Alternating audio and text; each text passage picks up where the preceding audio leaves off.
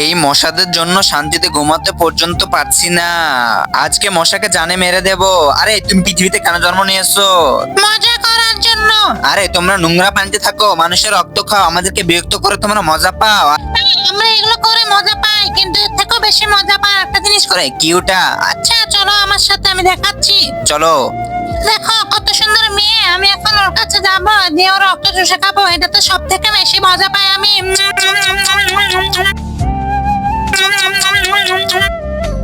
হয়ে গেছে। এই দেখলি আমি কিভাবে ওর কাছ থেকে চুম্মা দিয়ে রক্ত নিয়ে আসলাম। তুই পারবি? তুই যদি হতি তাহলে তো তোর পিছন লাল করে দিত মেরে একেবারে।